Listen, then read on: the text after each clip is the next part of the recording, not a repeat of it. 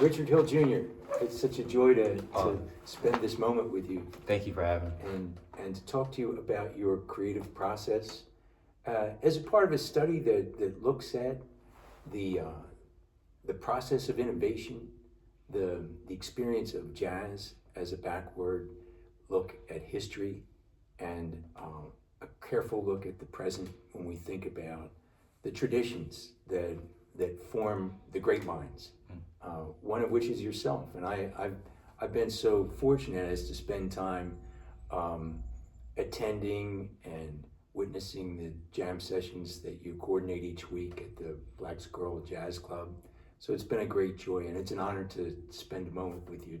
Oh, thank you. It's a great residency. Talking to you today, yes, it is, and it's informed a lot of my thoughts about how to teach classes in labor studies that think critically about work, the history of work in the United States, and the human rights, the historical struggles of African heritage people, immigrant communities as well, the experience of gaining union rights in the 20th century that would be part of a segregationist plan, and ultimately to see a civil rights movement that would ratify justice and is ongoing in the way that we think about the basic systemic racism and equities in our society. So part of the class I'm teaching, and an important part to acknowledge the culture and the professionalism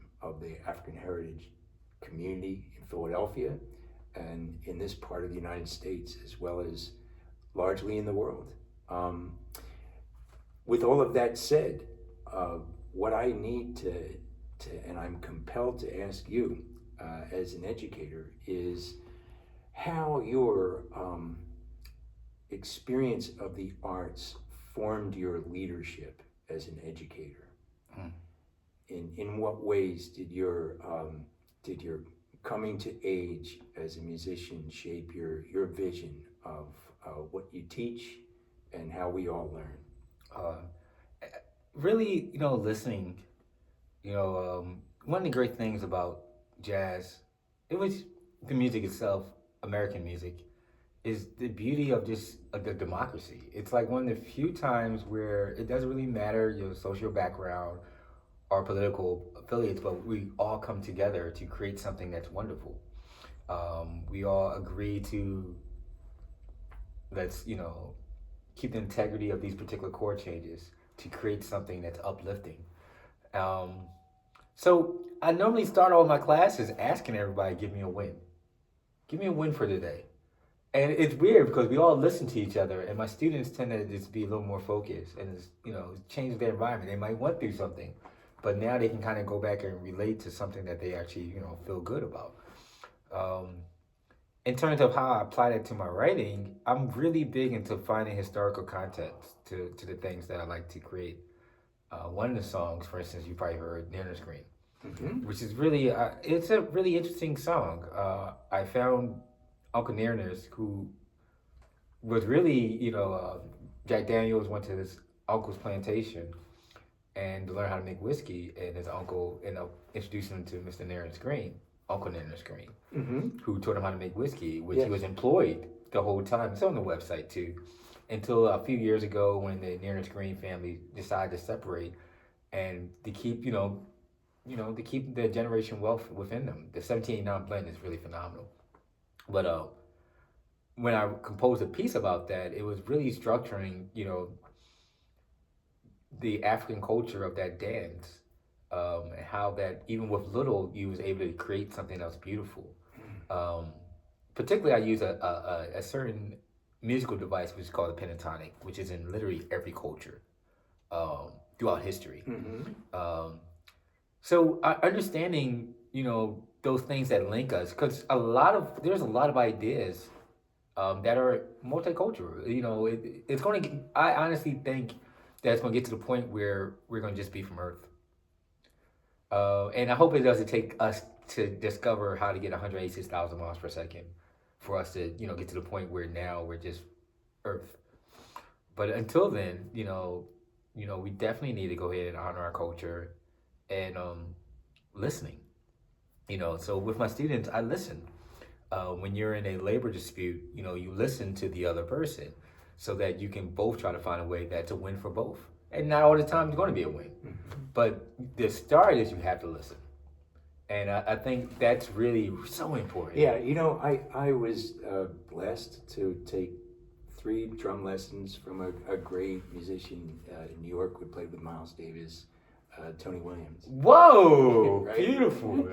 Wow. Well, the first time I went, Yes. he said, okay, and he put a recording of one of his performances on the tape recorder, and he gave me a piece of sheet music, and he said, write down what the drums are doing in this, and I'm going to be back in a little while.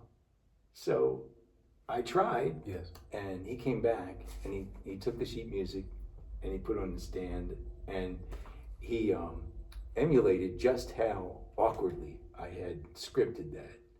He said, and when you come back, we'll try this again. Okay. So 6 months later, I called him and said, Mr. Williams, I think I'm ready. Okay. So he brought me in, and he said, today you're going to play bass with the great Tony Williams. He had bass there. I said, but I don't play bass. And he said, Beautiful. what do you do today? I didn't know what I was doing. Wow. So, about 5 minutes in, he said, what do you think the point of all of this is? I said, well, I never listened to drums like that. Like a bass player must have to listen to the drums. And I never listened so hard as when I tried to write, script this music out. And he said, well, that's true. Later in the lesson, I said, what kind of drums do you think I should get? Like, I hear Tama's making some slamming. And he said, my good friend, the best set of drums you're ever going to own are in your ears. Mm. Woo! Them cymbales is Wow. if you can play them, play your eardrums. And I think that is the basis of our teaching and learning, and so to recap, I think that the key pieces you've shared with me in this discussion fit together in a dynamic way. So what I'll do is I'll give back to you what I've learned so far. Okay. As a listener. I watch you every week construct a democracy. Everyone's included. Everyone has a voice. There are, as I would be in a reflection of many levels of ability, up and down, but you're inclusive. And the joy of a jam session like that is that one can go and learn and participate and feel honored and have an opportunity to respect others. And it's a beautiful scenario that you've developed. Oh, wow. Thank you. Yeah, well, and I think it honors the jazz tradition and an African American tradition of inclusion. Mm-hmm. We're here at the Cleff Club, which was, in another time, it was the Musicians Union, it was Yes. the African American Musicians Union, and I was permitted to come here and take lessons and study with Gilbert Stanton and some of these extraordinary Mickey Rocker and extraordinary leaders. Mm. The point would be that I certainly was always included in a world that excluded African American communities from education, from employment rights, from housing, and to not recognize that is a very dangerous form of denial. So, one, I'd like you to talk a little bit about the democracy that you've celebrated in your work as a composer and as an extraordinary performer.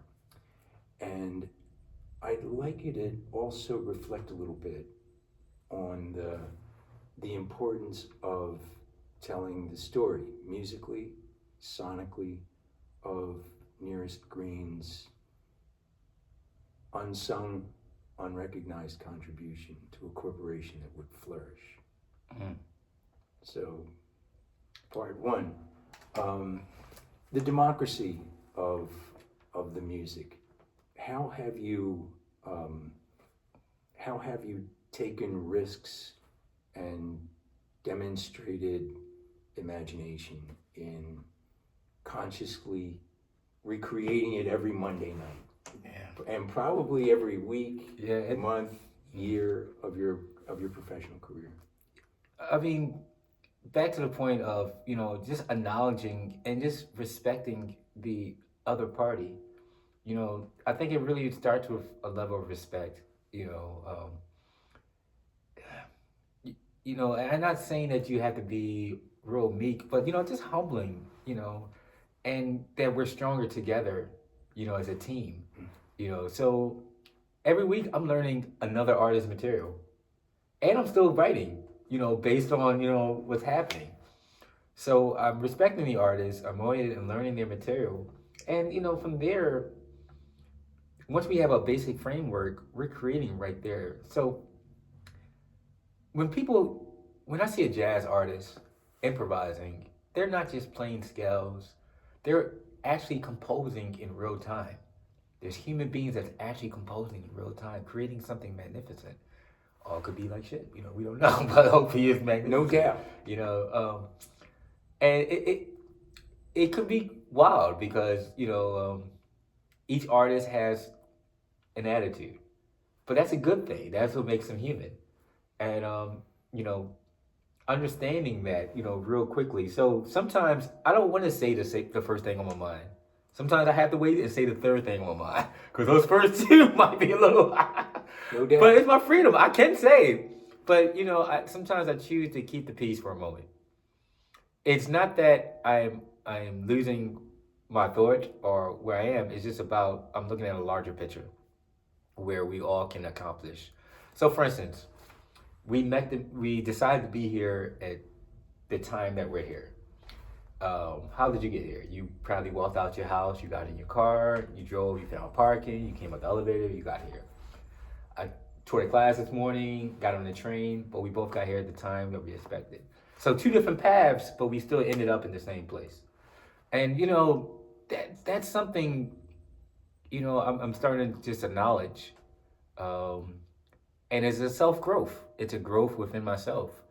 In terms of how Nearness Green, I think the family should. I'm glad the family did kind of leave, and separate it and bring back that particular blend. Hopefully one day you might want the song. It's actually a great song. I will release it quite soon.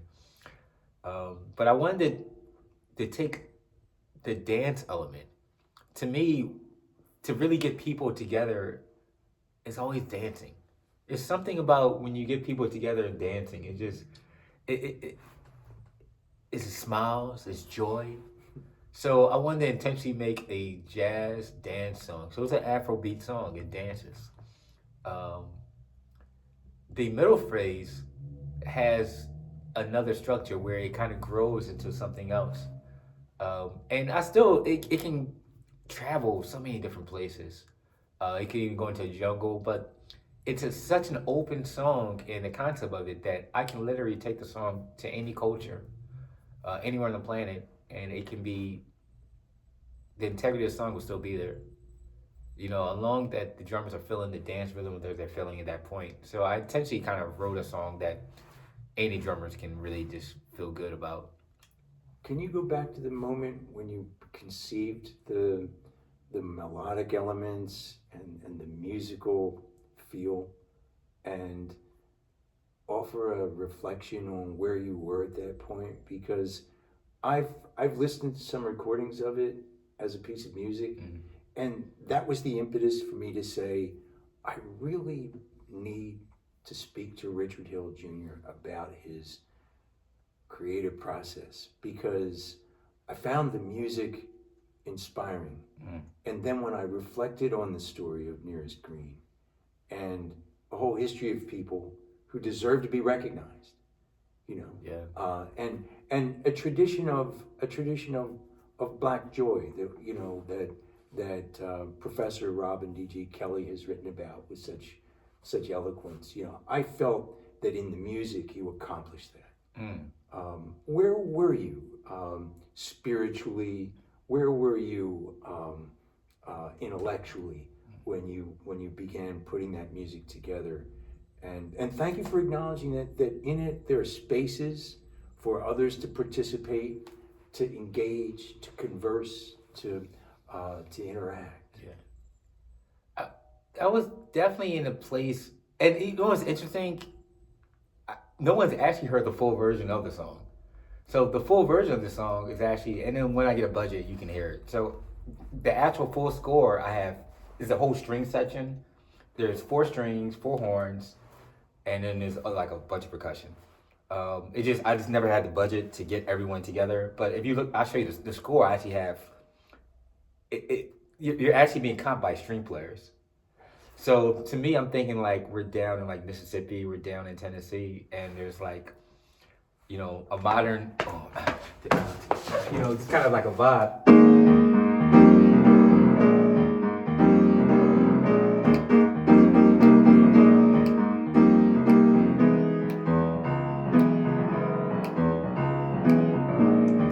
So it's actually, the right hand I was playing is actually going to be all string players. I eventually when I get the budget, then you can hear that. So I've been really loving strings, like more string quartet type of thing with horns and percussion. So in my mind, I'm always seeing a 12 to 14 piece band, even though I might only have 3 people there. But in my mind, and when the rest of the stuff I'm hearing a 12-piece band, and it's the vibrations, you know, that happen. So, for instance, the vibrations I'm referring to, you know, if you ever get on a snare drum, put some sand on it, play a note, you see these shapes that form. And I still believe that's what happens to your body. That, you know, when you hear certain intervals, you know, the cells of your body create some type of chemical reaction that creates feelings for people. So, yes, Nearest Green, it is in alcohol. You know, I'm not a drinker, but it's a spirit, you know, and how can I trade that spirit with just using sound without using any type of like, you know, drugs or alcohol? I can do that with just sound. So I was actually just trying to do that. I was actually trying to touch people with just sound. Well, it's a blend, and you know you've already anticipated the academic questions I had thought of earlier. You know, there is comedy, there's tragedy, and there's laughter. Yeah.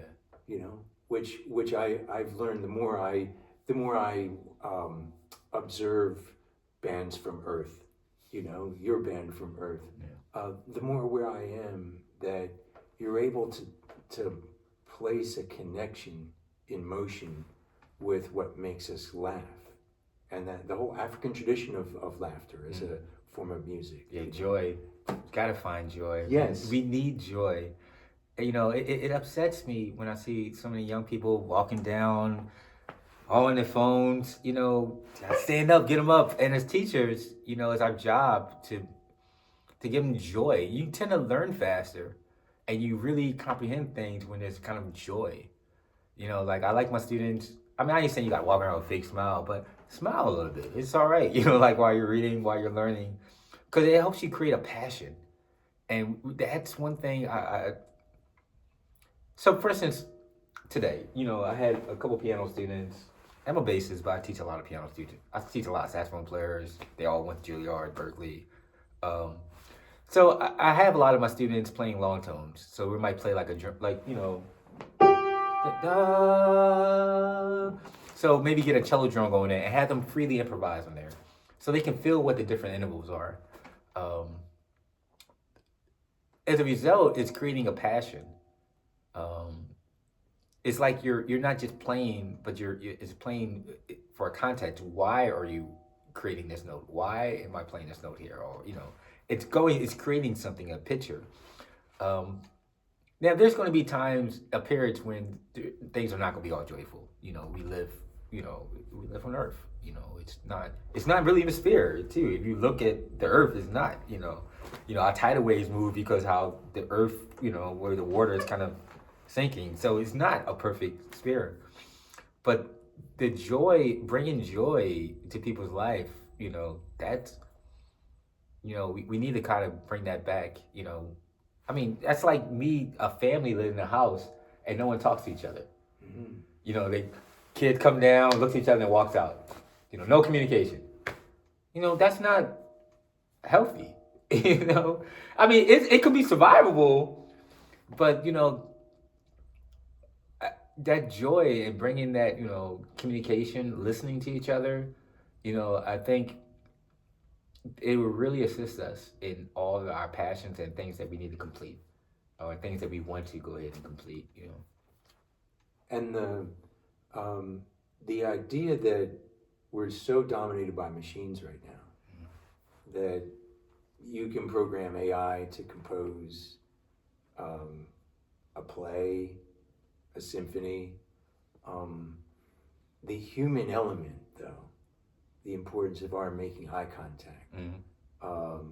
The moment when a person who doubts finds something with which they can express faith, no matter what it is they're believing at that moment. It's a terrifying risk for some of us, and so finding the inspiration to connect with one another, to construct knowledge, insight, to take risks. These are the building blocks of an education, as I understand it, that without the emotional movement, without the sun, stars, the moon, the earth, we're frozen, and that's a lesson I learn every week when I watch you include people, laugh with them, perform the laughing in rhythm composition of the ages, and bring people to life. It's how often do we stop and just laugh? Yeah, and as a group, like that exercise. Which I don't want to call it a social exercise, but it is. I intentionally brought that out to get the whole group laughing. When there's a whole group of laughter, we're all connected. Like there's cycles, as human beings, we are connected. Though that there's times where there will be disagreements, which is healthy. It's healthy. Then we can kind of go ahead and it's like I don't know if it's a Jewish tradition, but it's like a tradition if 9 people agrees on something, it's that 10th person obligation to disagree with everyone. You need that. You got to look at things from a different perspective. So with that laughter, getting a large group of people, and again, this is at the Black Squirrel, 1049 Sarah Street every Monday night is what the professor is referring to. It's good medicine. It's good natural medicine. That's what it's about. And most recently, we had a performance that left me feeling that the ancestors were in the room. Beautiful. Art Tatum, Thelonious Monk, Sun Ra. Yeah. And Farid Baran, live at the piano. Yeah. With Robert Landon and Aaron Walker and the bass player from Earth. Richard Hill Jr., reminding us of where we're from. Yeah. I think emotionally, dramatically, tragically at some moments. Yeah. Farid, I'm going to have Farid back the last Monday of December, this time with Byron Landon. So it's going to be Byron, Farid, and myself. So it's going to be really interesting. Actually, me and Farid got together and worked out some concepts of some big band things. So I hope, who knows? Well, if you could can or bottle what goes on there each week, you could market it internationally because how often do we have that rich an insight into a tradition that would create bebop and challenge the systems of harmony and bring us to life with polyrhythm and dissonance as well as assonance. Yeah. It was That's all what- happening. Yeah, man. Maybe I should start getting some cameras there and start recording the video. Yeah, you're right. It would be precious. Mm. Yeah. And so the beauty of it is that the Black Squirrel is based in the Fishtown neighborhood of Philadelphia. Mm-hmm. I know teachers from the school district show up and indulge in a moment's relaxation, behold the voices, the inspiration and vibrations within themselves and beyond, and bring that back to their students every week. Beautiful. So, yeah. And they need that recharge. It's a great one.